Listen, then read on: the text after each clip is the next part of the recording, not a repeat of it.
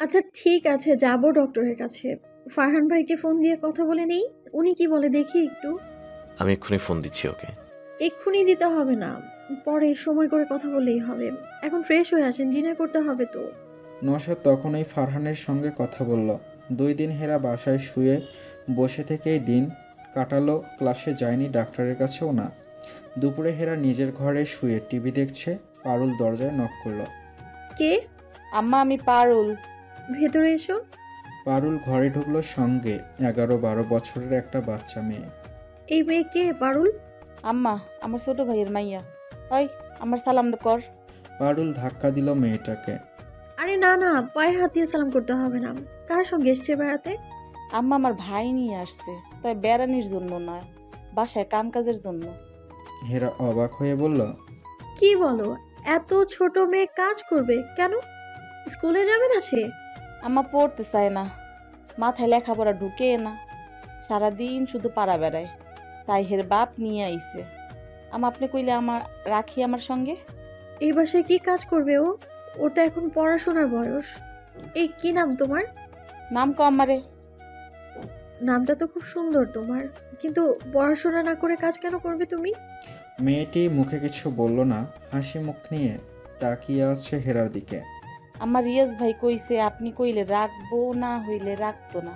আমার ফরমাইশের কাম করবো আমার সাথে। আচ্ছা ঠিক আছে, যাও, ভারী কোনো কাজ দিও না। রিয়াজ ভাইকে গিয়ে বলো আমি রাখতে বলেছি। হেরা মনে মনে ভাবছে, এত কাজের মানুষ এই বাসায়, তারপরেও কারো দরকার ছিল না, কিন্তু মেয়েটাকে দেখে মায়া হলো ওর, তাই রেখে দিল। হেরা 3 দিন পর ফারহানের চেম্বারে গেল, তাও নওশাদ তাগাদার পর তাগাদা দেয়। আজ না গেলে নওশাদ অনেক রাগ হয়ে যেত। গাড়িতে বসেছিল যখন, তখনও নওশাদ ফোন দিল আবারও। বের হয়েছো তুমি? জি বের হয়েছি, আপনি আসবেন? অফকোর্স আসবো, তুমি যাও, আমি সময় মতো পৌঁছে যাব। ঠিক আছে। গীতির আচমকা মৃত্যুর পর নওশাদ আপনজন কেউ অসুস্থ হয়ে গেলে খুব অস্থির হয়ে পড়ে। তার কাছে সব সময় মনে হয়, সেদিন যদি সে গীতির পাশে থাকতে পারত, তাহলে হয়তো গীতির খারাপ লাগছে শুনে সঙ্গে সঙ্গে ডাক্তারের কাছে নিয়ে আসতে পারত। জীবন অন্যরকম হলেও হতে পারত। হেরার সঙ্গে কথা শেষ করে নওশাদ বের হতে নিল, যেই হঠাৎ জিনাত এসে ঢুকল। স্যার, কি বের হচ্ছিলেন? হ্যাঁ, কিন্তু কিছু বলবে তুমি? স্যার, অ্যাড এজেন্সি ওদের একটা রেকর্ড পাঠিয়েছে, যদি একটু দেখে দিতেন। ঠিক আছে, নিয়ে আসো। জিনাতের সেই রেকর্ড দেখতে গিয়ে নওশাদ বেমালুম ভুলে গেল হেরা ডাক্তারের চেম্বারে ওর জন্য অপেক্ষা করছে। হঠাৎ ছোট ভাইয়ের বউ মিলা ফোন দিয়ে বলল, ভাইয়া, আপনি কোথায় এখন? অফিসে কেন? আমার কি কোথাও আসার কথা ছিল কোনো প্রোগ্রামে আজ? ভাইয়া, ভাবি আমার চেম্বারে বসে আপনার জন্য অপেক্ষা করছে। সরি, একদম ভুলে গেছি, আসছি আমি। নওশাদ লাফ দিয়ে উঠল। সরি, ভাবিকে এসে বললেন অনেকক্ষণ অপেক্ষা করছে। হেরা চাইল্ড স্পেশালিস্টের কাছে কি করে? ওকে না ফারহানের কাছে পাঠালাম। আপনি আসেন আগে, তারপর দেখেন কোন ডাক্তারের কাছে নিয়ে যাবেন ভাবিকে। নওশাদ ঘণ্টাখানেক লাগিয়ে ছুটতে ছুটতে এসে হাজির হলো। মিলার চেম্বারে বসে গল্প করছে হেরা। নওশাদকে ঢুকতে দেখে চুপ করে গেল দুজন। সরি হেরা, আমি বের হচ্ছি, আর তখনই একটা কাজ এসে গেল, ব্যস্ত হয়ে গেলাম। ভাইয়া, ভাবিকে আরও কিছুক্ষণ সরি বললেন, আমি ফারহানকে নিয়ে রিপোর্টগুলো নিয়ে আসি। বলে মীরা বের হয়ে গেল রুম থেকে। নওশাদ হেরার কাঁধে হাত রাখল। সরি বলছি তো, চোখ মুখ ঠিক করো প্লিজ। হেরা শুকনো মুখে বলল, চোখ মুখ ঠিক আছে? তাহলে চেহারার এই হাল কেন? নওশাদ হেরার গালে স্পর্শ করল। টেনশন হচ্ছে, মিলাভাবে ব্লাড দেওয়াতে নিল, ইউরিন নিল টেস্ট করাতে। এখন এই যে দেখেন 4 বোতল পানি খেয়েছি। কেন? নওশাদ অবাক হয়ে তাকালো। জানি না, ভাবি তো কিছু বলছে না, আমাকে বলো শুধু রিপোর্ট আসুক, তুমি পানি খেতে থাকো, আল্ট্রাসাউন্ড করাবো। এসব কেন? জানি না, শুধু বললো রিপোর্টগুলো আসুক আগে। আপনি ফারহান ভাইকে জিজ্ঞেস করেন তো, আমার কেমন গা হাত পা কাঁপছে দেখুন। আরে বোকামে, সামান্য টেস্টেই গা হাত পা কাঁপছে? নওশাদ হেরার মাথায় হাত রাখল। একজন আয়া রুমে এসে হেরাকে বলল, ম্যাডাম আমার সঙ্গে আপনাকে যেতে বলেছে। হেরা নওশাদের দিকে তাকালো ভীত চোখে। নওশাদ হেরার হাত ধরে বলল, চলো হেরা, দেখি মিলা কোথায়। আয়ার সঙ্গে হেরা রেডিওলজিস্ট এর রুমে ঢুকে যেতেই নওশাদ ফারহানকে কল করল। হ্যালো বলার আগেই ফারহান বলে উঠল, ভাইয়া 5 মিনিট বসো, আমি আসছি, জাস্ট 5 মিনিট। অজ্ঞতা নওশাদ আল্ট্রাসাউন্ড রুমের সামনে বসে আছে। মনে মনে ভাবছে, জন্ডিসে আল্ট্রাসাউন্ডের কি কাজ? লিভার ফাংশন টেস্ট কি আল্ট্রাসাউন্ড দিয়ে করে? আমি আর্কিটেক্ট মানুষ, বিল্ডিংয়ের স্ট্রাকচারের ভেতর বাহিরের সব হিসাব বলতে পারবো, কিন্তু মানবদেহের সব কিছু কি আমার জানা নাকি? কিন্তু টেনশন হচ্ছে খুব। ওর পাশে একটা কম বয়সী দম্পতি বসে আছে, মনে হয় আল্ট্রাসাউন্ড করাবে। খুব টেনশনে আছে, দেখেই বোঝা যাচ্ছে। কি সমস্যা নিয়ে টেনশনে আছে আল্লাহ জানে। ওর হঠাৎ মনে পড়ল নিশাল পেটে থাকতে আল্ট্রাসাউন্ড করাতে আসলে গীতি নার্ভাস হয়ে যেত এভাবেই। এমনও হয়েছে রুমে ঢুকবে, নওশাদকে হাত ধরে ধরে গিয়ে ঢুকিয়ে দিয়ে আসতে হতো গীতিকে। ফারহান ছুটে ছুটে এসে পাশে দাঁড়ালো। সরি ভাইয়া, আমার ফ্রেন্ডের বাবাকে নিয়ে এসেছিল। আঙ্কেল খুবই অসুস্থ, রেখে আসতে পারেনি। ব্যাপার না, মিলা নিয়ে গেছে আল্ট্রাসাউন্ড করতে। ফারহান, বুঝলাম না, জন্ডিস হলে আল্ট্রাসাউন্ড করতে হয় বুঝি? কার জন্ডিস হয়েছে ভাইয়া? তোর ভাবির কথা বলছিলাম, তোর সঙ্গে ফোনে কথা হলো না আমার। ফারহান অবাক হয়ে বলল, ভাবি বলছে ওর জন্ডিস হয়েছে, কিন্তু রিপোর্ট তো অন্য কথা বলছে ভাইয়া। রিপোর্ট কি আছে?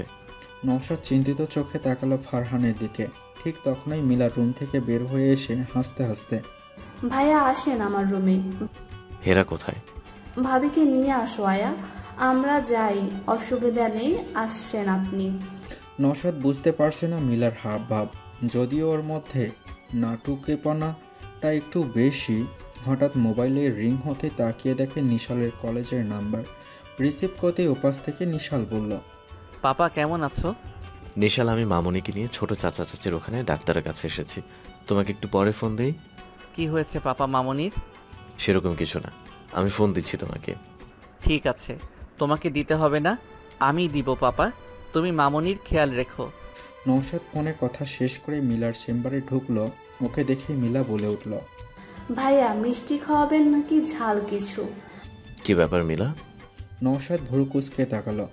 ভাইয়া নিশালের তো ভাই বোন আসছে, আপনি অ্যানাদার টাইম পাপা হচ্ছেন ইনশাল্লাহ। কনগ্রাচুলেশন ভাইয়া। ফারহান এসে জড়িয়ে ধরল নওশাদকে। তখন ওই দরজার ঠেলে হেরা ঢুকলো রুমে। ও নওশাদের দিকে তাকাচ্ছে না, লজ্জায় লাল হয়ে গেছে দেখেই বোঝা যাচ্ছে। নওশাদ খুশি হবে নাকি চিন্তিত হবে বুঝতে পারছে না। মিলার কথা শুনে হেরা আরও লজ্জা পাচ্ছে। মিলা, এখন কি করণীয় সেটা বলো। গাইনি ডাক্তারের কাছে যেতে হবে কি? ভাইয়া আপনি ফারহানের সঙ্গে বসেন, আমি ভাবিকে দেখিয়ে নিয়ে আসছি। মিলা আর হেরা বের হয়ে যেতেই নওশাদ ফারহানকে প্রশ্ন করল, প্রেগনেন্সির জন্য তো 23 বছর ঠিক আছে রে? একদম পারফেক্ট ভাইয়া, তুমি টেনশন করো না। বাসায় আসার সময় গাড়িতে কোনো কথা বলল না হেরা, চুপচাপ বসে রইল।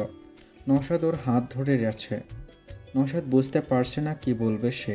বেডরুমে ঢুকেই নওশাদ হেরাকে জড়িয়ে ধরে বলল, আম সরি হেরা, আমি খুবই লজ্জিত। আমি ভেবেছিলাম তোমার গ্র্যাজুয়েশন শেষ হওয়ার আগে কোনো বেবি নিব না, কিন্তু এখন তো কি একটা ব্যাপার হয়ে গেল। আম সরি। হেরা নওশাদের দিকে তাকিয়ে হাসতে হাসতে বলল, কি একটা ব্যাপার হয়ে গেল, মানে দারুণ একটা ব্যাপার হয়ে গেল। বাসায় একটা ছোট্ট বাবু আসবে, দারুণ না ব্যাপারটা? কিন্তু তোমার পড়াশোনা?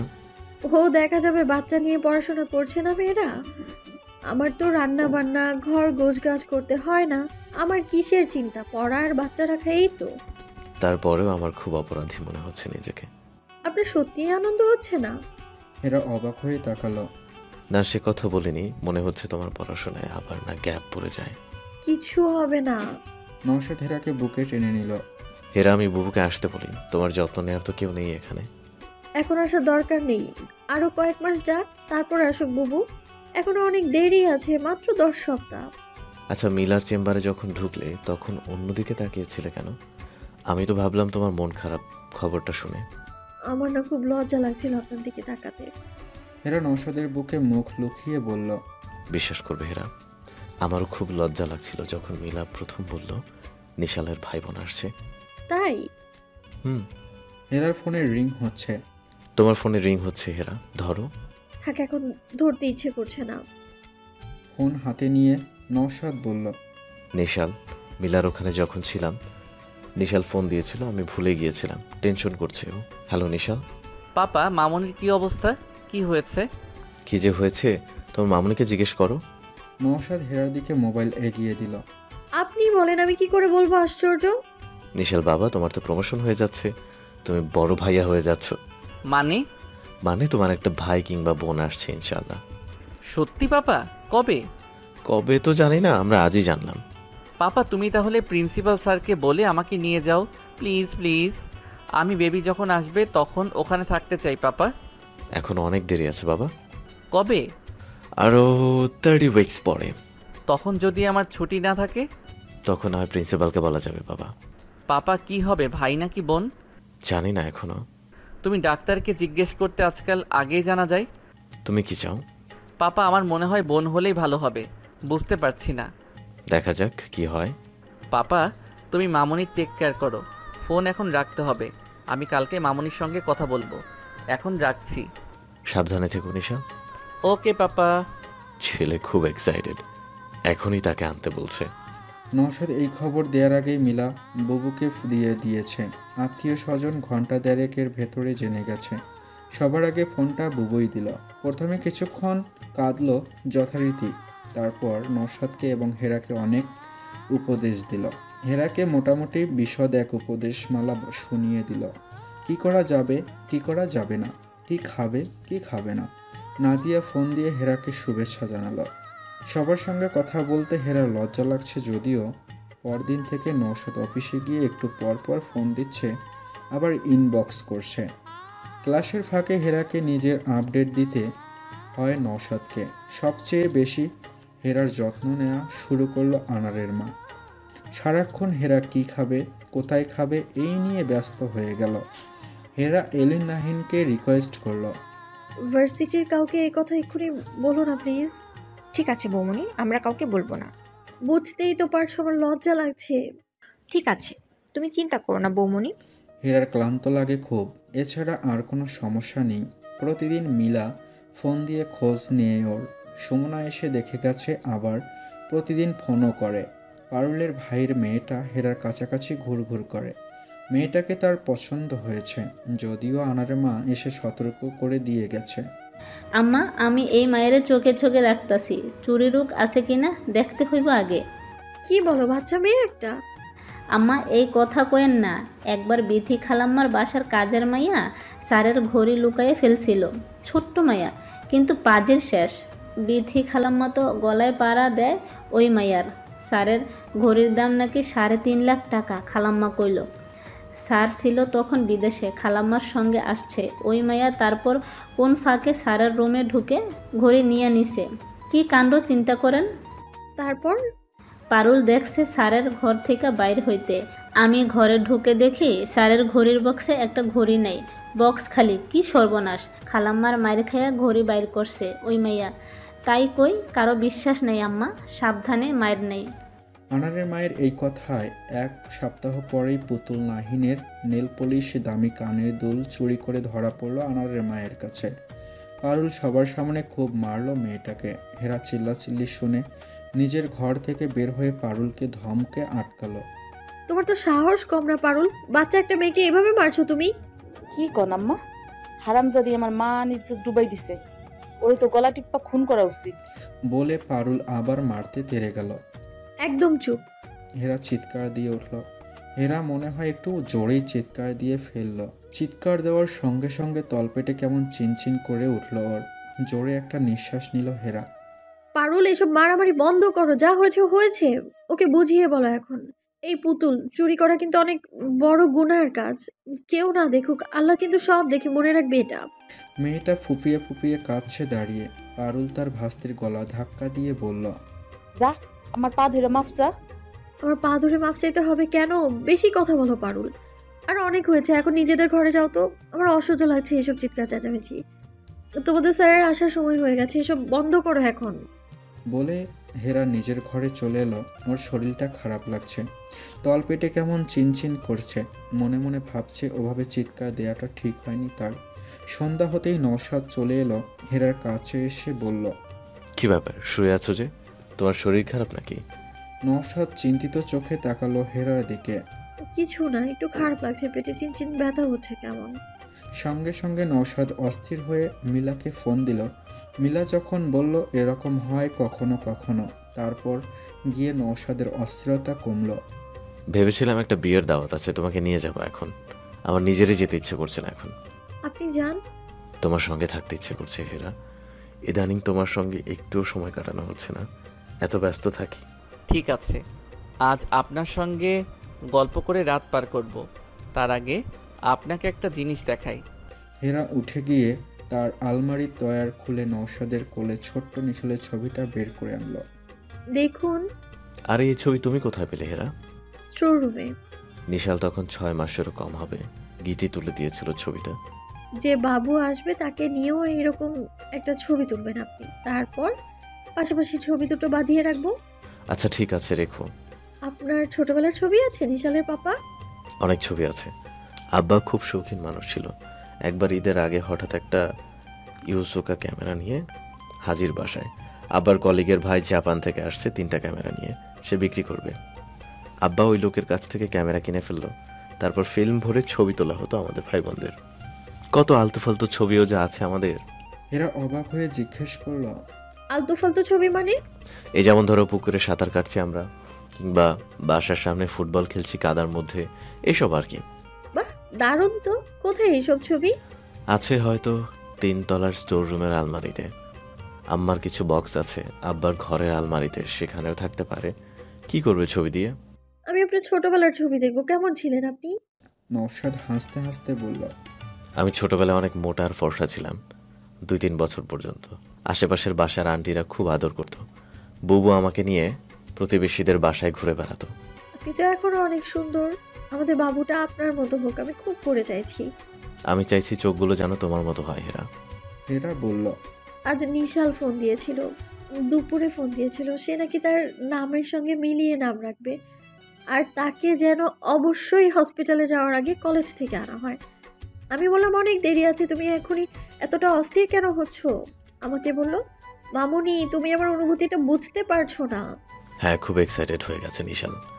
আমার সঙ্গে গতকাল কথা হয়েছে, আমাকে বড়দের মতো উপদেশ দিচ্ছে। আমার ছেলে বুঝলে হেরা। আমি তখন গলফ খেলছি, আমাকে বলে পাপা এখন কিছুদিন গলফ না খেলে হয় না। বললাম কেন? আমার গলফ খেলার সাথে কি সম্পর্ক তোমার মামুনির? বলে সে সময়টুকু তুমি মামুনির পাশে থাকলে। আমি বললাম বাবা আমি যখন গলফ খেলি তখন তোমার মামুনি ঘুমিয়ে থাকে, আমি তখন বাসায় থাকলে পাশে শুয়ে ঘুমিয়েই থাকতাম।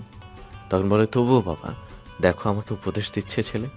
মনে মনে বলি আমি তুই কয় বাচ্চার বাবা, মনে মনে বলি আমি তুই কয় বাচ্চার বাবা হয়েছিস নিশাল। নওশাদ হেরার হাত ধরে হাসতে থাকে। দুপুরের পর হেরার খুব ঘুম পায়। আজ ক্লাস ছিল 2টা। এখন আর ক্লাসের পর গল্প করতে বসে না, সঙ্গে সঙ্গে বাসায় চলে আসে। আজকে বাসায় এসে দেখে তুলকালাম কাণ্ড হচ্ছে। পারুল আবার তার ভাস্তির ওপর চড়াও হয়েছে। গাড়ি থেকে নামার সঙ্গে সঙ্গে চিৎকার চেঁচামেচি শুনতে পেল হেরা। বাসার ভেতরে ঢোকার সঙ্গে সঙ্গে আনারের মা কাছে এসে বলল, আম্মা ভালো ঝামেলা হাজির হয়েছে বাসায়। কি শুরু করেছে এরা দুজন বলো তো আনারের মা?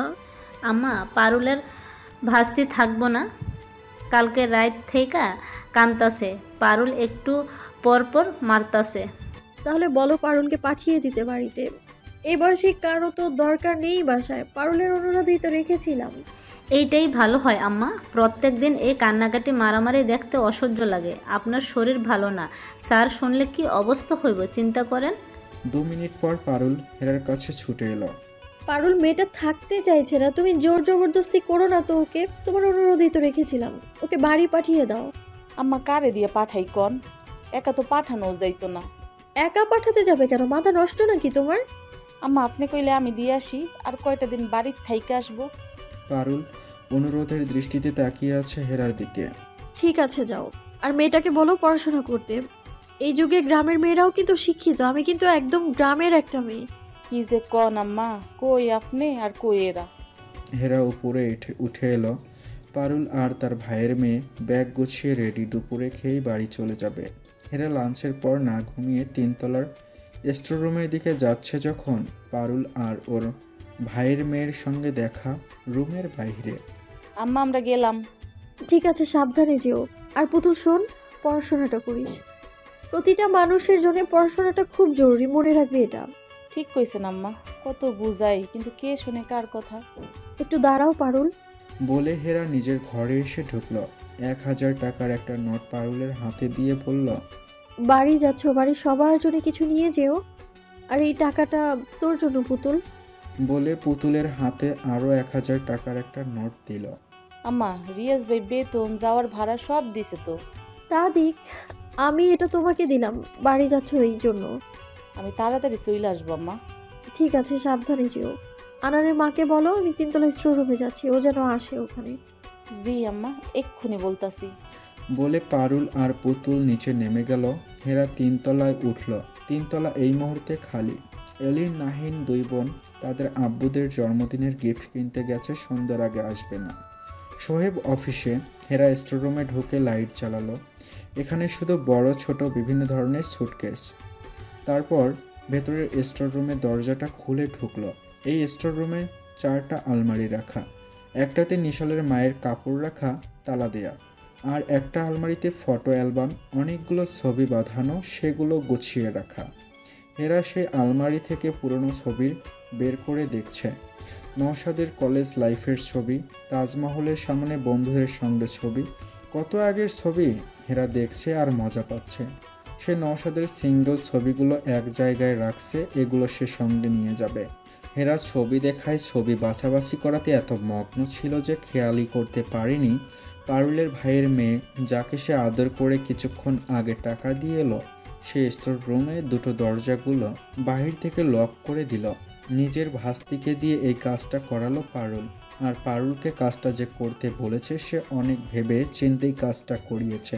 সে জানে হেরার তীব্র ক্লাস্ট্রোফোবিয়া আছে। প্রেগনেন্সির এই সময়টাতে একটা বদ্ধ ঘরে পড়ে থাকলে হেরার শরীরের অবস্থা কি হতে পারে সে ভালো করেই জানে। দোতলা থেকে পারুল নিচে নেমে দেখে আনারের মা গোসল করে। সে নিজের কাপড় চোপড় যখন ব্যাগে ঢুকাচ্ছে তখনই বিথি ফোন দিল। দুপুরে যখন হেরা ওর ভাইয়ের মেয়েকে বাড়িতে পাঠাতে বলেছে তখনই সে বিথিকে ফোন দিয়েছিল। সে এই বাসায় আসার পর থেকে ছুটিতে যাওয়ার আগে পরে সবসময় বিথিকে জানিয়েই যায় আসে। এটা একটা অলিখিত নিয়ম। বিথি তাকে বলল, মেয়েটাকে বাড়িতে পাঠানোর দরকার নেই, আমার পরিচিত একজনের বাসায় দিব, নিয়ে আয় আমার বাসায়। পারুল খুশি হয়ে গেল। তাইলে তো ভালোই হয় খালাম্মা। আর একটা কথা শোন পারুল, এটা হেরাকে বা আনারের মাকে বলার দরকার নেই, আনারের মা আশেপাশে নেই তো। না খালাম্মা, আনারের মা গোসল করে আর আম্মার কাছ থেকে বিদায় নিয়ে নিছি। আম্মা গেছে স্টোর রুমে, আমার সাথে আর দেখা হইতো না। হেরা স্টোর রুমে কি করে? আপার জিনিসপত্র, শাড়ি এইসব ধরে নাকি? খালাম্মা কি করে না করে জানি না, আলমারি থেকে জিনিসপত্র নামায় মনে হয়। সঙ্গে কে? কেউ না, আনারের মারে যাইতে কইছে, কিন্তু হে তো গোসলে। তখন ওই বিথি পারুলকে বলল ওর ভাস্তি পুতুলকে দিয়ে স্টোর রুমে দরজাটা আটকে দিয়ে আসতে। বিথির খুব অনুগত পারুল আজকেও ব্যতিক্রম করেনি। পারুল শুধু একবার বলল, খালাম্মা আমার ক্ষতি হইতো না তো? তোকে এত কিছু ভাবতে কে বলেছে? পারুল যা বলছি কর। আমার কাছে মোবাইল থাকলে তো সঙ্গে সঙ্গে ফোন দিব। শোন, তোদের ভেতরের স্টোর রুমটাতে জীবনেও নেটওয়ার্ক কাজ করে না, ফোন থাকলেও কোনো লাভ নেই। আর ফোন দিলে দিবে। তোকে যা করতে বলেছি সেটা কর, যা। শোন, তুই করবি না, ওই মেয়েকে দিয়ে করাবি, খুব সাবধানে। ঠিক আছে খালাম্মা। এরা ছবিগুলো যখন আলমারির সামনে দাঁড়িয়ে দেখছিল সে খেয়াল করেনি পিছনে কেউ খুব সাবধানে দরজা লাগিয়ে দিয়েছে। শুধু একবার খুট করে একটা শব্দ হয়েছে, সে ভেবেছে আনারের মা এসেছে। পিছনে না ফিরে হেরা বলে উঠল, আনারের মা, নিশালের ছোটবেলার ছবিগুলো কোথায়? আনারের মায়ের কোনো সারা শব্দ না পেয়ে হেরা পিছনে ফিরে তাকালো। দরজা বন্ধ দেখে একটু অবাক হলো। দরজা কি সে বন্ধ করেছিল মনে করার চেষ্টা করলো। হেরা ছবিগুলো গুছিয়ে নিয়ে যখন বের হতে নিল দেখে দরজা বাহির থেকে আটকানো। কি আশ্চর্য, বাইরে কে আছো? দরজা খোলো। হেরা দরজা ধাক্কা দিল, কিন্তু কারো কোনো সারা শব্দ পাচ্ছে না সে। আনারের মা, আনারের মা। হেরা 2-3 মিনিট দাঁড়িয়ে রইল, চিন্তা করছে যে কাজটা কার হবে এটা। চিন্তা করছে সে কার কাজ হবে এটা। কেউ কি ভুল করে দরজা লাগিয়ে দিল নাকি? পারুল গিয়ে কি আনারের মাকে বলেনি এখানে আসার কথা? হেরা নিজের ভেতরে অস্থিরতা অনুভব করা শুরু করেছে। সে জানে এই অস্থিরতা একটা সময় তার হৃৎপিণ্ডকে খামচে ধরবে আর তার খারাপ লাগা শুরু হবে, শ্বাসকষ্ট শুরু হবে। না, সে আজ কোনোভাবে অস্থির হবে না, ভয় পাওয়া যাবে না আজ। কোনো সমস্যা নেই, একটু পর আনারের মা ঠিকই দরজা খুলে ভেতরে ঢুকবে, ভয়ের কিছু নেই। হেরা নিজেকে বোঝানোর চেষ্টা করছে। ফারহান ভাইয়া বলেছিল এরকম পরিস্থিতিতে পড়লে মনোযোগ অন্যদিকে সরাতে। হেরা আলমারি খুলে সব ছবি বের করলো। সে ছবি দেখতে মনোযোগ দেওয়ার চেষ্টা করলো, কিন্তু লাভ হলো না। সে কোনোভাবেই অস্থিরতা কমাতে পারছে না। ধীরে ধীরে হেরা ঘামতে শুরু করলো। এত গরম কোনো বাতাসে নেই এই ঘরে, ও দমবন্ধ ভাবটা শুরু হয়ে গেছে। এক পর্যায়ে হেরা চিৎকার করা শুরু করলো। আনারের মা, কোথায় তুমি? তাড়াতাড়ি এসো, আমার খারাপ লাগছে, দরজাটা খোলো। কে আছো? এলিন, নাহিন, তোমরা কি এসেছো? হেরা চিৎকার করেই যাচ্ছে, দরজায় ধাক্কা দিচ্ছে, কিন্তু ওর আওয়াজ স্টোর রুমের বাহিরে আসছে না। হেরা ঘামে ভিজে গেল, মাটিতে বসে পড়লো। একটা সময় এক মনে দোয়া ইউনুস পড়া শুরু করলো। নানা ভাই সব সময় বিপদে পড়লে এটা পড়তে বলতো। হেরা নিজের পেটে হাতটা স্পর্শ করলো। মনে পড়ে গেল গতকাল রাতে নওশাদের পেটে হাত রেখে খুব আবেগপ্রবণ হয়ে গিয়েছিল। ওর পেটে হাত রেখে বলল, জানো হেরা, নিশাল যখন পেটে ছিল আমি গীতিকে সময় দিতে পারিনি। তখন প্রতিটা বিজনেস দাঁড় করানোর জন্য আমি রাত দিন খেটে যাচ্ছি। সকাল থেকে বিকেল পর্যন্ত ফ্যাক্টরিতে পড়ে থাকতাম। বিকালে অফিসে ঢুকে অফিসিয়াল কাজে ব্যস্ত হয়ে যেতাম। বাসায় ফিরতাম অনেক রাতে। চলে যেতাম দেশের বাইরে 7 দিন 10 দিনের জন্য। গীতি কখনো একা, কখনো ওর মায়ের সঙ্গে ডাক্তারের কাছে যেত। রাতে ক্লান্ত আমি ঘুমিয়ে যেতাম। গীতি কত রাত নির্ঘুম পার করত, আমি ওকে একটুও সঙ্গ দিতে পারতাম না। কিন্তু আমি তোমাকে কথা দিচ্ছি, আমার এই সন্তানের প্রতিটা মুহূর্ত আমি তোমার পাশে থেকে অনুভব করব। ও তোমার ভেতরে একটু একটু করে বড় হবে, আমি ওকে স্পর্শ করে সেটা হৃদয় দিয়ে অনুভব করব। আমি তোমাদের রেখে এই মুহূর্তে দেশের বাইরে যাব না। যতটা সম্ভব তোমাদের দুজনের সঙ্গে থাকবো, কথা দিচ্ছি। তোমার সব কষ্ট, সব যন্ত্রণা আমি ভাগ করে নিতে না পারি, তোমার পাশে থেকে সাহস তো দিতে পারবো। কি বলো হেরা? তুমি শুধু ডাকবে আমাকে, যে কোনো সমস্যা ফিল করলেই। আমি ঘুমাচ্ছি নাকি ব্যস্ত কিছু চিন্তা করবে না, মনে থাকবে? হেরা নওশাদের হাত ধরে বলছে, মনে থাকবে। আপনি কোথায় নিশালের পাপা? তাড়াতাড়ি আসেন, ভয় পাচ্ছি আমরা খুব। হেরা দরজায় 2 হাত দিয়ে জোরে জোরে বাড়ি দিচ্ছে। নিজের সর্বশক্তি দিয়ে চিৎকার দিতেই সেদিনের মতো তলপেটে চিনচিন করে ব্যথা শুরু করলো। এবং আজ যেন চিনচিনটা বেশি করছে। হেরা আর দাঁড়িয়ে থাকতে পারছে না, ওর মাথা ঘুরছে, চোখে ঝাপসা লাগছে, মস্তিষ্কে অক্সিজেনের সরবরাহ কমে গেল। যা হয় তাই হচ্ছে। পানি তৃষ্ণায় বুক ফেটে যাচ্ছে ওর। নিশালের পাপা, নিশাল, নিশাল কোথায় তোমরা? আমার কষ্ট হচ্ছে খুব, তাড়াতাড়ি এসো প্লিজ। হেরার সেই আত্মচিৎকার ছোট্ট স্টোর রুমের দেয়ালের ভেতরে আটকে আছে। চিৎকার করতে করতে একটা সময় হেরা অজ্ঞান হয়ে গেল। নওশাদের খুব ইচ্ছে করছে আজ হেরাকে নিয়ে বাইরে খেতে যেতে। সন্ধ্যাটা হেরার সঙ্গে ওর পছন্দের রেস্টুরেন্টে বসে কাটাবে। রুটফট রেস্টুরেন্টগুলো হেরার খুব ভালো লাগে। এই মুহূর্তে হেরা যত আনন্দে থাকবে তত বেশি সুস্থ থাকবে, বেবিও হেলদি হবে। এখন হেরাকে সবসময় আনন্দে রাখতে হবে ওর। অফিস তাড়াতাড়ি শেষ করে নওশাদ যখন বাসায় ফিরেছে তখন মাগরিবের আজান দিয়ে দিয়েছে। সে বাসার কাছাকাছি মসজিদে ঢুকে নামাজ পড়ল। সেখানে প্রতিবেশী ইমতিয়াজ সাহেবের সাথে দেখা হয়। আঙ্কেলের সঙ্গে মসজিদে আর কবরস্থানে গেলে দেখা হয়। গীতির কবরের কাছাকাছি ওনার স্ত্রীর কবর। প্রতি শুক্রবার জুম্মার পর নওশাদ গীতির কবর জিয়ারত করতে গেলে আঙ্কেলের সঙ্গে দেখা হয়। কেমন আছো নওশাদ? ভালো আছি আঙ্কেল, আপনার শরীর কেমন এখন? বয়সের তুলনায় বলবো অনেক ভালো রেখেছেন আল্লাহ আমাকে, বুঝলে? তাহলে তো আলহামদুলিল্লাহ আঙ্কেল। সেটাই, তোমার আব্বার শরীর কেমন? ইদানিং বারান্দায় দেখি না যে। তাই বারান্দায় বসে না? শরীর ভালো, কিন্তু কিছুই মনে থাকে না। এটাই বয়সের কষ্ট, বুঝলে? জি আঙ্কেল। বৌমাকে নিয়ে বাসায় এসো নওশাদ। আসবো আঙ্কেল, চলেন আপনাকে বাসায় নামিয়ে দিয়ে যাই। না, আমি এই সময় একটু হাঁটাহাঁটি করি। ঠিক আছে আঙ্কেল, ভালো থাকবেন। নওশাদ বাসায় ঢুকেই দেখে এলিন নাহিনও গাড়ি থেকে নামছে। কোথায় গিয়েছিলে তোমরা? ভাইয়া একটু শপিংয়ে। তোমাদের বৌমণিকে নিলে না সঙ্গে? এলিন বলল, না ভাইয়া, ওর শরীর ভালো না, তাই ওকে ইচ্ছে করেই নিলাম না। মাঝে মাঝে নিয়ে যাবে, তাহলে মন শরীর দুটোই ভালো থাকবে ওর। শপিং করলে মেয়েদের মন এমনিতেই ভালো হয়ে যায়। ভাইয়া, বৌমনি তো শপিং করতে যায় না, ও আমাদের মতো না, ও আপনার টাকা সেভ করে। নাহিন বলেই হেসে দিল। নওশাদও হাসে। তাহলে তো আমি ভাগ্যবান হাজব্যান্ড, কারণ আমার বউয়ের শপিং ভালো লাগে না। নওশাদ ওদের সঙ্গে কথা বলতে বলতে ড্রয়িং রুমে এসে ঢুকলো। আনারের মাকে দেখে প্রশ্ন করলো, তোমার আম্মা কোথায়? আম্মা নিজের ঘরে ঘুমায়। বলে আনারের মা জিভ কাটল। হায় হায়, মাগরিবের আজানের সময় নামাজ পড়ার জন্য ডাকতে বলছিল, ভুইলা গেছি আমি, দৌড় দেই। দাঁড়াও, আনারের মা, এখন মাগরিবের নামাজের সময় পার হয়ে গেছে, আর ডাকতে হবে না, আমিই যাচ্ছি, তুমি চা দাও আমাকে। জি স্যার। নওশাদ নিজের ঘরে এসে ঢুকলো। ঘর পুরো অন্ধকার। সে বেড সাইড ল্যাম্পটা জ্বালিয়ে অবাক হলো হেরা বিছানায় নেই। ওয়াশরুমে নাকি? অন্ধকারের মধ্যে ওয়াশরুমে গেল। নওশাদ শার্টের বোতাম খুলতে খুলতে কি মনে করে ওয়াশরুমে উঁকি দিয়ে দেখে হেরা ওয়াশরুমেও নেই, কিন্তু মোবাইল তো বিছানার পাশে চার্জে দেয়া। নওশাদ রুম থেকে বের হয়ে হেরার নাম ধরে ডাকলো, হেরা, হেরা। কিন্তু কোনো সাড়া শব্দ নেই। আনারের মা নওশাদের গলা শুনেই উপরে উঠে এলো। তোমার আম্মা তো রুমে নেই, কোথায়? স্যার, দুপুরে খাওয়ার পর দুই আফা গেল মার্কেটে। আম্মা তো উপরে এসে নিজের ঘরে ঘুমায় ওই সময়। আমি আর উপরে আসি নাই, ছাদে গেল নাকি ঘুম থেকে উঠা।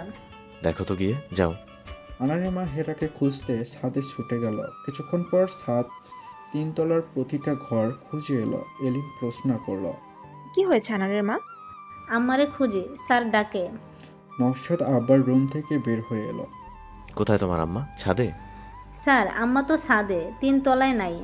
কি বলো? আমি তো নিশালের রুম, আব্বার room, study room, guest room সব দেখলাম, এখানেও নেই। যাও দেখো নিচে আছে কিংবা লনের দিকে। আনারের মা দৌড়ে নিচে নেমে এলো। 2 মিনিটের মধ্যে নিচের সব জায়গা দেখে ফেললো। দারোয়ানকে জিজ্ঞেস করলো আম্মা বাসার বাহিরে বের হয়েছে কিনা। দারোয়ান বলল, গাড়ি তো ছিল না বাসায়, আম্মা কি হাইটা বাইরে যাইব আনারের মা? আনারের মা ভয়ে ভয়ে দোতলায় উঠে এলো। নওশাদ লিভিং রুমের দরজার সামনে। স্যার, আম্মা নিচেও নাই। আবার দারোয়ান বলল আম্মা বাসার বাহিরে যায় নাই, বাসার ভেতরেই আছে। আশ্চর্য আনারের মা, এত খোঁজাখুঁজি করছি তাহলে দেখতে পেতাম না? নওশাদ বলল, পারুল কোথায়? আর একটা ছোট মেয়ে ছিল যে? পারুল ছুটি নিয়ে বাড়িতে গেছে দুপুরে স্যার। সবাই মিলে প্রতিটা ঘরে হন্য হয়ে খোঁজাখুঁজি শুরু করলো। নওশাদের নার্ভাস লাগছে, হেরা অসুস্থ হয়ে গেল নাকি কোনো রুমে। সব ওয়াশরুমগুলো দেখলো নওশাদ। 3 তলায় উঠে হঠাৎ নওশাদ স্টোর রুমের দরজাটা খুলল। না, ওখানে নেই। বের হয়ে আসার সময় মনে হলো লাইট জ্বলছে কেন রুমগুলোতে। সে আবার ভেতরে স্টোর রুমটার দরজা খোলার জন্য ধাক্কা দিতে নিল। সঙ্গে সঙ্গে দেখে নিচে হেরা পড়ে আছে।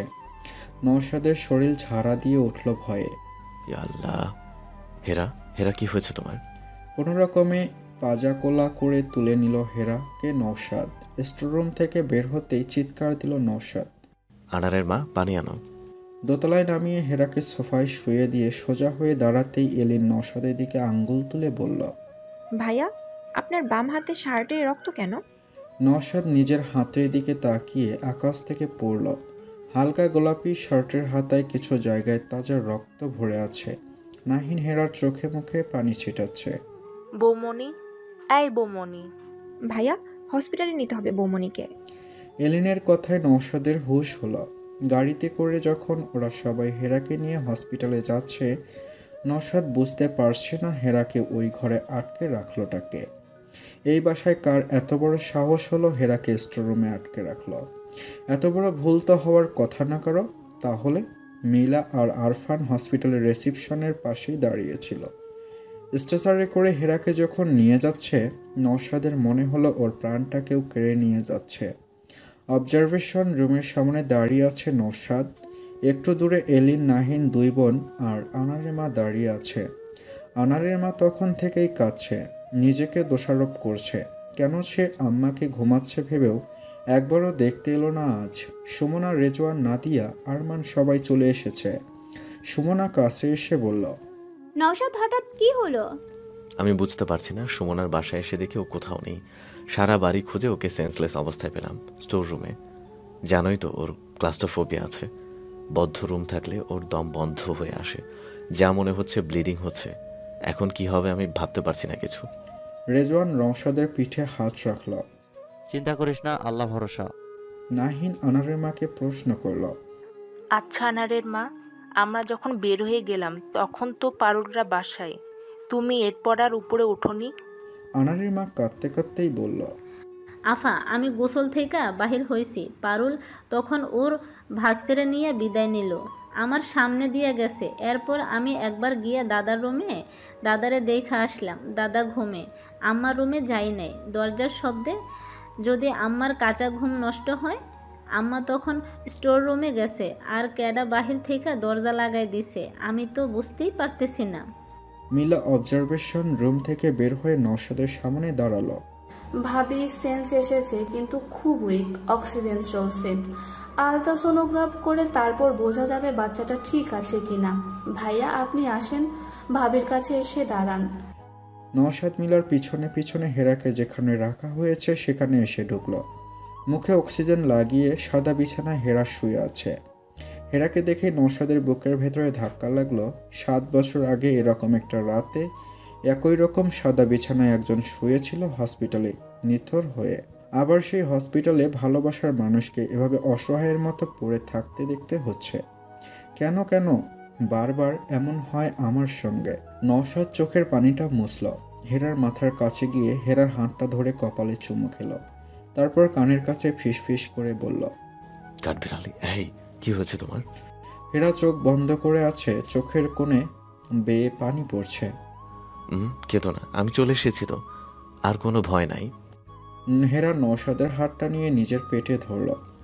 বেবি ঠিক আছে, তুমি একদম চিন্তা করো না, ডাক্তাররা আছে, তোমার বেবির কিচ্ছু হবে না। ব্যথা হচ্ছে।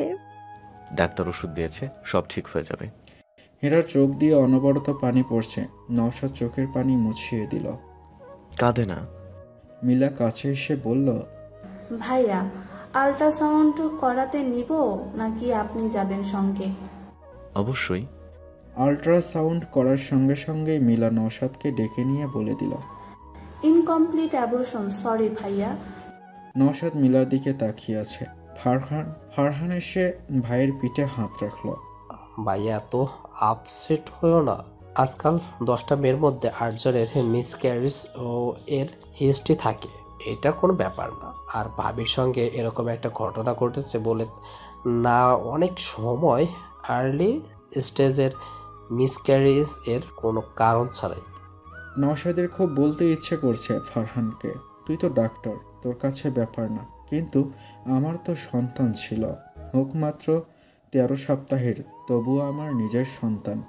নওশাদ হঠাৎ ফিল করলো বুকের ভিতর কেমন ফাঁকা ফাঁকা লাগছে। হেরাকে ডিএনসি করিয়ে কেবিনে রেখেছে, ঘুমাচ্ছে হেরা। এখনও কিছু বলেনি কেউ ওকে। ওর সঙ্গে এলিন নাহিন 2 বোন আছে। নওশাদ করিডোরে দাঁড়িয়ে আছে, রেজওয়ান এসে পাশে দাঁড়ালো।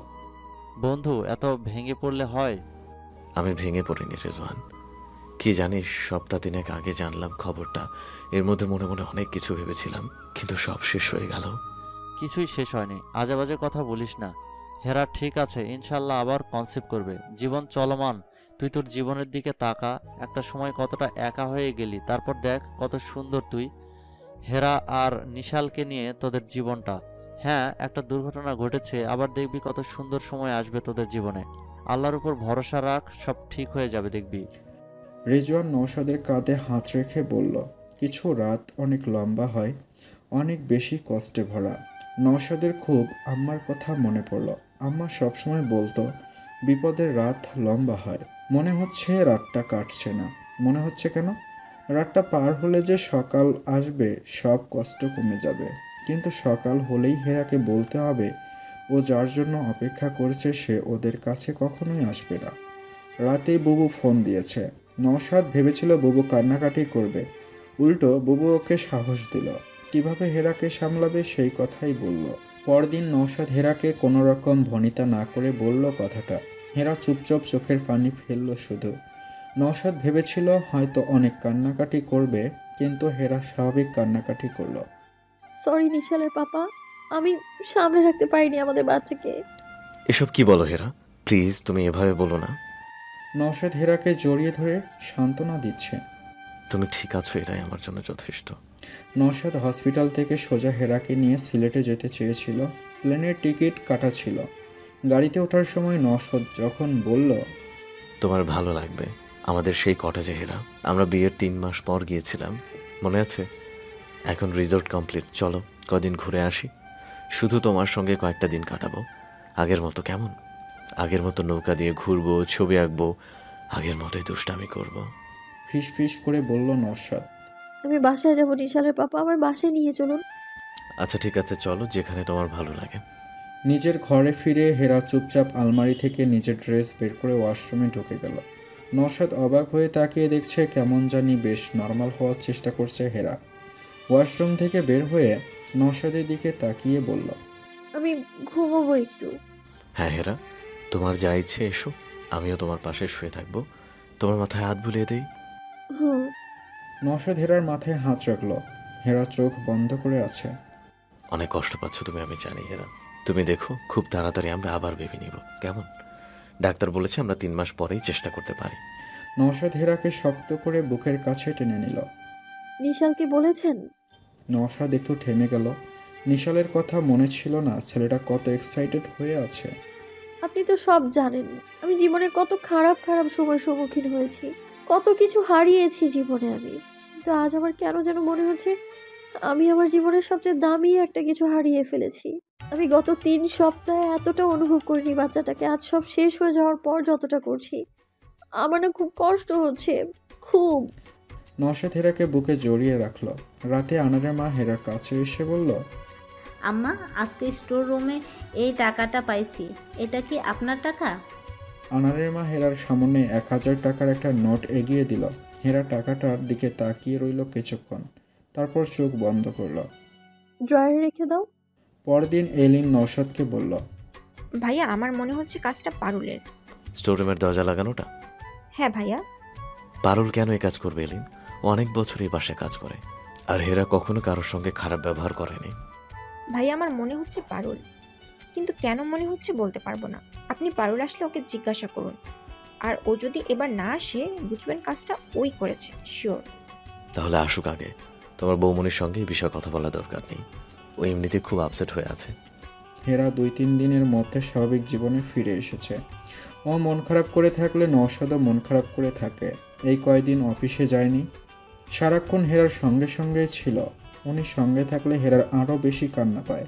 বারবার মনে হয় আগের দিনই তিনি বাচ্চাটাকে নিয়ে কত কিছু বলল, আর পরের দিন সব শেষ হয়ে গেল।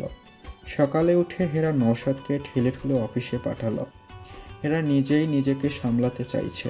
নিজের ঘরে একটু চুপচাপ বসেছিল, তখনই নাহিন ছুটে এসে বলল, বৌমনি আসবো? হ্যাঁ এসো, আজ তোমার ক্লাস নেই নাকি? ইচ্ছে করলো না যেতে। তুমি কি করো? কিছু না, বসে আছি। তুমি কবে থেকে ক্লাসে যাবে? যাব, এই শব্দটা যাক, তারপর যাব। বৌমনি, তোমার কি মনে হয় এই কাজটা কে করেছে? আমি ওসব নিয়ে ভাবতে চাই না নাহিন। এত বড় সাহস কে দেখাবে? হেরার দীর্ঘশ্বাস ফেলে বলল, যার আছে সাহস সেই দেখাবে। চিন্তা করো না নাহিন, সময় আসুক, তখন দেখবে যার কাজ সে তার উপযুক্ত শাস্তিটা পেয়ে যাবে। তুমি অনেক কষ্ট পাচ্ছ বৌমনি। আমার ভেতরে কি হচ্ছে আমি জানি না, কিন্তু তোমার ভাইয়ার সামনে কাঁদতে পারছি না আমি। আমার কষ্টটা মেলে ধরতে পারছি না। ওনার কষ্টের মুখটা দেখলে আমার আরো বেশি কষ্ট হয়। সারাক্ষণ আমার কাছে মন খারাপ করে বসে আছে, তাই আজ অফিসে পাঠিয়েছি আমি। আমি জানি দুপুরেই চলে আসবে, ওনার জন্যই আমার এত তাড়াতাড়ি স্বাভাবিক হতে হচ্ছে। নাহিন হেরার গালে হাত রেখে বলল, তুমি আগের থেকে অনেক স্ট্রং একটা মেয়ে হয়ে উঠেছো বৌমনি। নাহিন, আমি একটা জিনিস খেয়াল করলাম, মেয়েদের স্ট্রং না হয়ে উঠলে না, ওদের কষ্ট আরো বাড়ে, ওদের আরো বেশি মানুষ কষ্ট দিতে সুযোগ পায়। ঠিক বলেছ। 1 সপ্তাহ ঘুরতেই হেরা নিজেকে সামলে নিল, স্বাভাবিক জীবন শুরু করলো, ক্লাসেও যাওয়া শুরু করলো। একটা জিনিস সবাই ধীরে ধীরে খেয়াল করলো, ও আগের মতো নরম সহনশীল টাইপের নেই। হঠাৎ করেই যেন একটা কঠিন্য ওর মাঝে চলে এসেছে। আজ ক্লাসের ফাঁকে নাহিন নিয়ে এলো জোর করে ওদের আড্ডায়। হেরা চুপচাপ বসেছিল, খুব একটা কারোর সঙ্গে কথা বলছিল না। মাহাদি তার স্বভাব সুলভ বিভিন্নভাবে ওকে খোঁচাচ্ছে। হেরা বুঝেও না বোঝার ভান করলো কিছুক্ষণ। একটু পর ওর কাছে এসে মাহাদি বলল, কি ব্যাপার, এত চুপচাপ কেন? বসের সঙ্গে ঝগড়া করে আসছো নাকি? সরি, বুঝলাম না, কি বললে? বললাম তোমার হাব্বির সঙ্গে ঝগড়া হয়েছে নাকি? মাদি একটা কথা বলি, তুমি নিজেকে খুব স্মার্ট ভাবতেই পারো, এটা তোমার ইচ্ছা, তাই বলে সবার সঙ্গে অযথা স্মার্টনেস দেখানোর তো কোনো দরকার নেই। হেরার গলায় এমন কিছু একটা ছিল, সব বন্ধুরা তাকিয়ে আছে। আমি কি বলেছি আমার হাজবেন্ডের সঙ্গে ঝগড়া হয়েছে? কোনো কারণে মানুষ চুপচাপ থাকলেই হাজবেন্ড ওয়াইফের সম্পর্কিত মন খারাপ ছাড়া আর কিছু হতে পারে না? অন্য কোনো কারণ থাকতে পারে না? তুমি তো দেখি মুরব্বী মহিলাদের মতো কথা বলো। একটা বিবাহিত মেয়ের আনন্দ কষ্ট সব তার হাজবেন্ডকে ঘিরে হবে, এর বাইরে ভাবতে পারো না তুমি? তাহলে আর নিজেকে এতটা স্মার্ট দাবি করার তো কোনো মানেই হয় না। আমার সঙ্গে এভাবে ঠেলা ধাক্কা দিয়ে কথা বলবে না নেক্সট টাইম, মনে থাকে যেন। মাহাদি অবাক চোখে তাকিয়ে আছে হেরার দিকে। সে কল্পনাও করতে পারেনি হেরা এতগুলো কথা শুনিয়ে দেবে ওকে। হেরা উঠে দাঁড়ালো। নাহিন, আমি যাচ্ছি বাসায়, তোমরা গেলে চলো যাই, তা না হলে আমি গিয়ে গাড়ি পাঠিয়ে দিচ্ছি। হেরা উঠে চলে গেল। ওদের বন্ধু মোনা এলিনকে বলল, হেরার কি হয়েছে রে? কিচ্ছু হয়নি, শরীর খারাপ, আর মাহাদিরও কথা বলার আগে চিন্তা ভাবনা করা উচিত। এলিন নাহিন হেরার সঙ্গে বাসায় যাওয়ার জন্য চলে এলো। বৌমনি চলো এক জায়গায় যাই, তোমার মন ভালো হয়ে যাবে। আমার মন ভালো আছে নাহিন, আর কোথাও যেতে ইচ্ছে করছে না। দেখো না কোথায় নিয়ে যাচ্ছি, সত্যি তোমার মন ভালো হয়ে যাবে, প্লিজ বৌমনি। কথাটা বলেই নাহিন ফিস ফিস করে ড্রাইভার সবুজকে কি যেন বলল। সবুজ গাড়ি বাসায় না এনে গুলশানে নওশাদের অফিসের নিচে এসে থামালো। হেরা অবাক হয়ে বলল, অফিসে এসেছো কেন? শোনো বৌমনি, ভাইয়া কখনো কখনো হঠাৎ দুপুরে লাঞ্চ করতে বাসায় চলে এসে সারপ্রাইজ দেয় না তোমাকে? আজ প্রথমবার তুমি অফিসে এসে সারপ্রাইজ দিলে ভাইয়াকে। উনি অফিসে নাও থাকতে পারেন, কত ব্যস্ত থাকেন, প্লিজ চলো বাসায়। আমি শোয়েব মামার কাছ থেকে খোঁজ নিয়েছি, ভাইয়া অফিসেই আছে, নিজের কেবিনেই আছে, চলো তো। নাহিন হেরাকে একরকম টেনেই লিফটে তুলল। হেরা আজই প্রথম অফিসে এলো। আগে অফিসের নিচে এসেছে কিন্তু কখনো উপরে আসেনি। হঠাৎ ওর ভালোই লাগছে নওশাদকে সারপ্রাইজ দিতে যাচ্ছে ভেবে। অনেক দিন পর মনটাতে একটা ভালো লাগা কাজ করছে। মনে মনে হেরা নাহিনকে ধন্যবাদ দিল। লিফট 7 তলায় এসে থামতেই রেজওয়ানের সঙ্গে দেখা হেরাদের। হেরাকে অফিসে দেখে রেজওয়ান অবাক হয়ে বলে উঠল, আরে আজ তো অফিসের বিগ বস চলে এসেছে, নওশাদ জানে? হেরা বলল, না ভাইয়া, ওনাকে কিছু বলা হয়নি। এই যে দেখছেন না দুই বোনের এদের কাণ্ড, আমাকে টেনে নিয়ে আসলো অফিসে। এই ব্যস্ত সময় ডিস্টার্ব করার কোনো দরকার ছিল বলেন? হেরা, ওরা দারুণ কাজ করেছে, ব্যস্ততা তো থাকবেই, এসব নিয়ে সবসময় ভাবলে হয় না। নাহিন বলে উঠল, দেখলে বৌমনি, ঠিক কথাই বলেছিলাম আমি। ওরা কথা বলতে বলতে নওশাদের কেবিনের সামনে চলে এলো। হেরা অফিসটা দেখছে। ঢুকতেই একটা বিশাল হলরুমের মতো, সেখানে আলাদা আলাদা কিউব কলে লোকজন যে যার কাজে ব্যস্ত। কাজ ঘেরা রুমও আছে আশেপাশে। এই বিল্ডিংয়ে 3 তলাটা ফ্লোর জুড়ে নওশাদের বিভিন্ন কোম্পানির কর্পোরেট অফিস। সবার থেকে আলাদা করে নওশাদের অফিসের কেবিনটা। এই দিকটা অনেক নির্জন। রেজওয়ান দরজা খুলে ভেতরে না ঢুকে দরজা ধরে দাঁড়িয়ে রইল আড়ালে। হেরা আর ওই দুই বোন। বলতো নওশাদ কে এসেছে? নওশাদ ডেস্কটপ থেকে চোখ তুলে বলল, তোর কোনো XYZ নাকি তোর চেহারায় চমক দেখে তাই মনে হচ্ছে? ধুর শালা, সবসময় ফাজলাম। আমার XYZ না, তোর প্রেজেন্ট অ্যান্ড ফিউচার। নওশাদ তাকিয়ে দেখে হেরা দাঁড়িয়ে আছে রেজওয়ানের পেছনে। নওশাদ অবাক হয়ে চেয়ার ছেড়ে উঠে দাঁড়ালো। তুমি? কি সারপ্রাইজ হয়ে গেলি তো? রেজওয়ান হাসতে হাসতে বলল। হেরা নওশাদের দিকে তাকিয়ে বলল, আপনাকে বিরক্ত করার জন্য। নাহিন দুষ্টু মেয়ে আমায় এখানে নিয়ে এসছে সে। নওশাদ নাহিনের দিকে তাকিয়ে বলল, থ্যাঙ্কস নাহিন, তুমি দারুণ কাজ করেছো। ভাইয়া, বৌমনির নিচে থেকে আমাকে বকছে, সে তো আসবেই না, অনেক টেনে টুনে এনেছি। হেরা, তুমি প্রথম এলে আজ অফিসে, তাই না? জি। হেরা নওশাদের কেবিনটা দেখছে। একটা বিশাল রুম, এক সাইডে সুন্দর করে সোফা রাখা, নওশাদের টেবিল, তার সাইডে ডেস্কটপ, টেলিফোন, একটা কর্নারে একটা বুক সেলফ, কিছু বই, কিছু মানি প্লান্ট গাছ রাখা ছোট ছোট ভাষায়, আর বিশাল জানালা দিয়ে আকাশ দেখা যাচ্ছে। বসো না, তোমরা দাঁড়িয়ে কেন? রেজওয়ান বলল, শিওর, চলো তোমাদের একটা দারুণ অ্যাকোরিয়ামে দেখিয়ে আনি আগে। ওরা দুজন থাকুক এখানে। চলেন ভাইয়া। বলে দুই বোন রেজওয়ানের সঙ্গে চলে গেল। ওরা যাওয়ার পর নওশাদ হেরার কাছে এসে হেরার মাথায় হাত রেখে দাঁড়ালো। কি হয়েছে তোমার মুখ এত শুকনা কেন কাঠবিড়ালি? হেরা চোখ নামিয়ে বলল, কোথায়? আমি ঠিক আছি তো। তাকাও আমার দিকে। হেরা উঠে দাঁড়িয়ে নওশাদের বুকে জড়িয়ে ধরে বলল, হঠাৎ খুব খারাপ লাগছিল আজ। কেন, শরীর খারাপ? না, আমার কি হয়েছে আমি জানি না। কারো কোনো কথাই আমার সহ্য হচ্ছে না, কেমন যেন অসহ্য লাগে। ভার্সিটিতে ছোট্ট একটা কারণে মাহাদিকে অনেকগুলো কথা শুনিয়ে দিয়ে এলাম আমি। নওশাদ হেরার কপালে চুমু খেয়ে বলল, হয় এমন কখনো কখনো, যখন মানুষ কোনো একটা কিছু নিয়ে খুব বেশি যন্ত্রণার ভেতরে থাকে তখন আশেপাশের মানুষের কথাগুলো এমনই লাগে। তখন কি করতে হয় জানো? কি করতে হয়? হেরা নওশাদের বুকে মাথা রেখেই প্রশ্ন করল। ভালোবাসার মানুষের বুকে জড়িয়ে থাকতে হয়। তাই বুঝি? এভাবে জড়িয়ে থাকতে হয়? এভাবে আরো শক্ত করে। নওশাদ শক্ত করে জড়িয়ে ধরল হেরাকে। আপনারও খুব কষ্ট হচ্ছে বুঝি? না, আমি আমার কষ্টটা ভুলে যেতে চাচ্ছি। তুমি ঠিক আছো, আমার জন্য এটাই যথেষ্ট হেরা। আমার কেন এত খারাপ লাগছে? তুমি বেশি বেশি চিন্তা করছো ব্যাপারটা নিয়ে, তাই। চিন্তা করে না। চিন্তা করলে মন খারাপ করে থাকলে সব কি ফেরত চলে আসবে যা আমরা হারিয়েছি? বলো। ভুলতেই তো পারছি না নিশালের পাপা। সেজন্যই তো বললাম চলো কোনো জায়গা থেকে ঘুরে আসি। কয়েকটা দিন এসব কিছু থেকে দূরে থাকলে দেখবে ভালো লাগছে। কিন্তু নিজের মনটা থেকে দূরে কি করে থাকবো? সেজন্য তো আমি আছি তোমার মন ভালো করার জন্য ম্যাডাম। নওশাদের টেবিলে রাখা নিশালের ছবিটার দিকে তাকিয়ে হেরা বলল, নিশালের সঙ্গে কথা হয়েছে আপনার? ওর অনেক মন খারাপ, তাই না? মন খারাপ হয়েছে অনেক। খবরটা শুনে তো কথাই বলতে পারেনি। আমি আর এত কিছু বলিনি কি হয়েছিল তোমার সঙ্গে। তবে আমাকে বললো মামনির মন অনেক খারাপ, তাই না পাপা? আমি বললাম তুমি কথা বলো, মন ভালো হয়ে যাবে। তখন বললো আগে মামনি সুস্থ হোক, এখন আমার সঙ্গে কথা বললে মামনি আরো বেশি কষ্ট পাবে। হেরার চোখ দিয়ে পানি পড়ছে। এ কি, আবারও কাঁদছো? হেরা প্লিজ। ছেলেটা অনেক কিছু ভেবেছিল, ভাই বোন হলে কি করবে।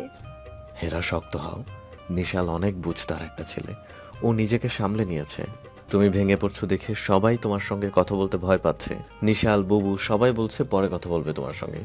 তুমি নিজেকে শক্ত করো আমার জন্য প্লিজ। আমার তোমাকে এরকম দেখলে অনেক কষ্ট হয়। হেরা চোখের পানি মুছে ফেললো, হঠাৎ বলল, ছাড়ো না ভাই, কেউ এসে পড়বে। আমার তো খেয়ালই ছিল না। হেরা নওশাদের হাত ছাড়িয়ে নেওয়ার চেষ্টা করলো। কেউ আসবে না হেরা, আর আসলে কি আমি আমার বিয়ে করা বউকে জড়িয়ে ধরে আছি কার কি? ঠিক আছে ঠিক আছে, এখন ছাড়ুন, ওরা আসছে হয়তো। তার আগে বলো হেরা, আর মন খারাপ করবে না তুমি? আচ্ছা, আর মন খারাপ করবো না। প্রমিস? প্রমিস। নওশাদ হেরার ঠোঁটে নিজের ঠোঁট চেপে ধরল। সব কষ্ট নিয়ে নিলাম, এখন থেকে আর মন খারাপ করে থাকা চলবে না কাঠবিড়ালি। নওশাদ হেরাকে নিয়ে অফিসটা ঘুরে দেখালো। নাহিন, এলিন দুই বোন অফিস দেখে খুব মজা পেয়েছে। যদিও শোয়েব দুই বোনকে ডেকে হালকা একটা ঝাড়িও দিয়েছে হঠাৎ অফিসে আসার জন্য। তারপর নওশাদ ওদের সবাইকে নিয়ে লাঞ্চ করতে রেস্টুরেন্টে গেল। পুরো এক সপ্তাহের পর হবে হেরার মুখে হাসি দেখতে পেল নওশাদ। সুন্দর মুখটা হাসি খুশিই মানায়, কিন্তু এই কয়দিন বিষাদের এক মেঘ সারাক্ষণ ঢেকে রেখেছিল এই সুন্দর মুখটাকে। চলে আসার সময় নওশাদ হেরার কানের কাছে এসে বলল, এভাবে হাসি খুশি থেকো প্লিজ আমার জন্য, আমার আর কিছু লাগবে না হেরা। বাসায় ফিরে হেরা গাড়ি থেকে নামতেই দেখে পারুল দাঁড়িয়ে আছে। হেরার সামনে এসে বিলাপ জুড়ে দিল, আম্মা গো, আমি ফোন দিছিলাম রিয়াজ ভাইরে কাইলকা। রিয়াজ ভাই আপনার খবর কইলো, তারপর থেকে আমার কষ্টে কলিজা ফাইটা যাইতাছে। আই সুইটটা আইছি তাই। পারুল ওড়না দিয়ে চোখের পানি মুছল। হেরা হাসি মুখে পারুলকে বলল, ভালো করেছো চলে এসছো, তোমার কথাই মনে হচ্ছিল বারবার। পুতুলের কি খবর, কেমন আছে ও? আছে আম্মা, পাড়ায় পাড়ায় ঘুরে বেড়ায় মুখ পুরি। নাহিন পারুলকে বলল, পারুল তোমাকে একটা কথা জিজ্ঞেস করি। হেরা নাহিনের দিকে তাকিয়ে বলল, Nahin, I don't want any inquiry right now. বৌমনি, Let me handle it please, Nahin. Nahin, বৌমনির কথা শোন। এলিন নাহিনকে আটকালো। আফা কি কথা জিজ্ঞেস করবেন? পারুল নাহিনকে প্রশ্ন করলো, পারুল, আমার একজোড়া স্যান্ডেল খুঁজে পাচ্ছি না, একটু খুঁজে দিও তো। ঠিক আছে আফা। হেরা এলিন নাহিনকে নিয়ে দোতলায় উঠে এলো। তোমরা কেউ পারুলের সঙ্গে কোনো কিছু নিয়ে কথা বলবে না প্লিজ। কিন্তু কেন বৌমনি? ভাইয়া আজ আসলে ভাইয়াও ধরবে পারুলকে।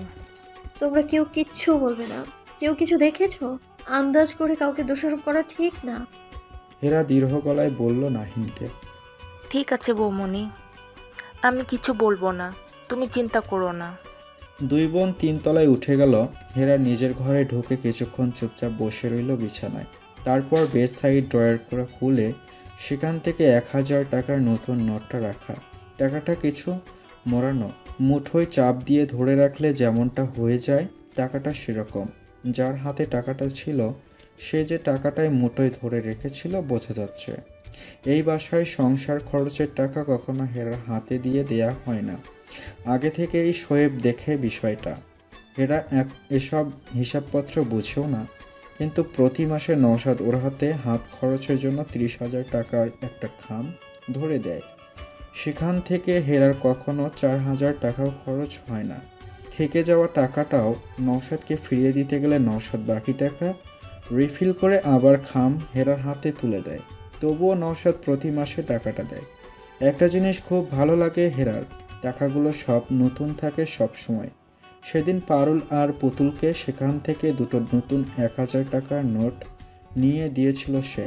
পরের দিন হসপিটাল থেকে আসার পর আনারের মা স্টোর রুম থেকে 1000 টাকার নোট পেয়ে হেরাকে এনে দিয়েছিল যখন, হেরা তখন বুঝতেই পেরেছে কাজটা কার বা কাদের। হেরা টাকাটার দিকে তাকিয়ে রইল কিছুক্ষণ। পারুল কী চায় জানতে হবে তাকে।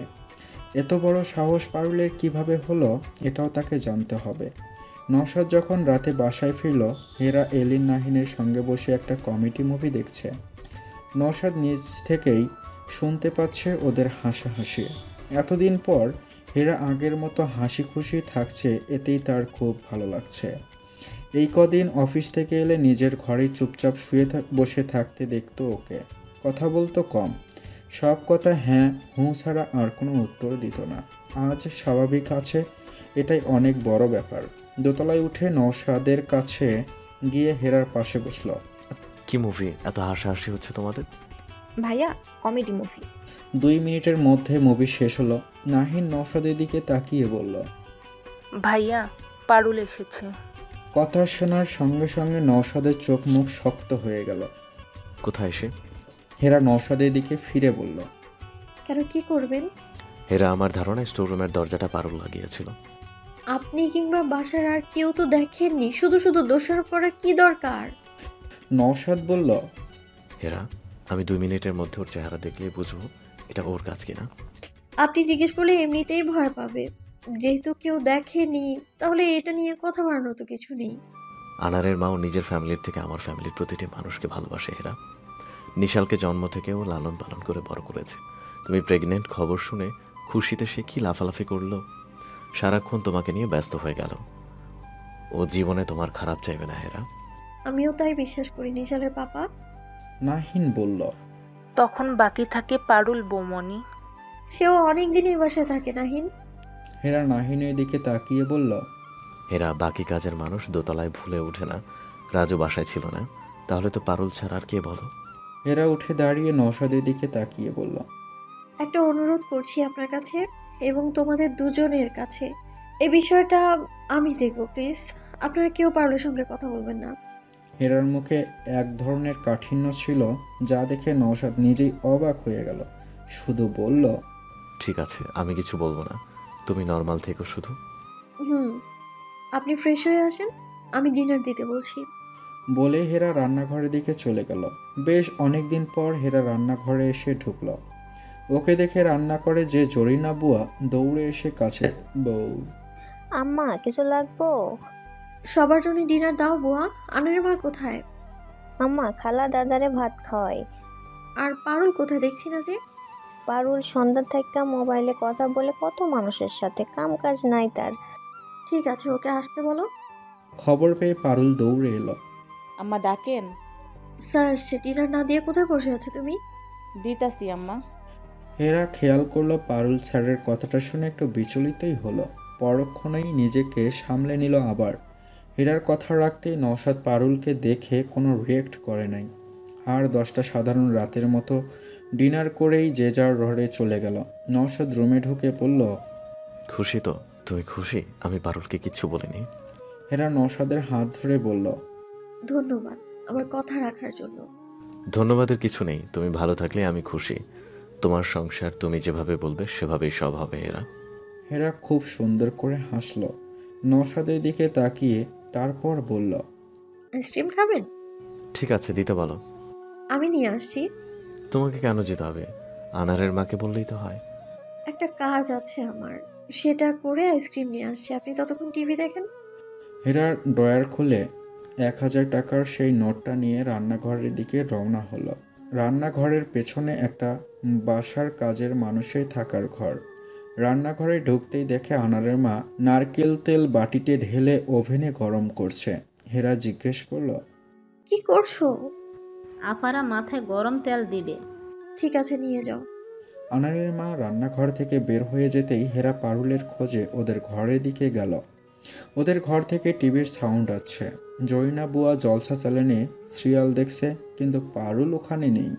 পারুল পেছনের বারান্দায় দাঁড়িয়ে মোবাইলে কথা বলছে। হেরার ভাগ্য বলবে নাকি কাকতালীয় ব্যাপার বলবে পারুল বিথির সঙ্গেই কথা বলছে। হেরা চুপ করে দেয়ালের আড়ালে দাঁড়িয়ে শুনছে পারুলের কথাগুলো।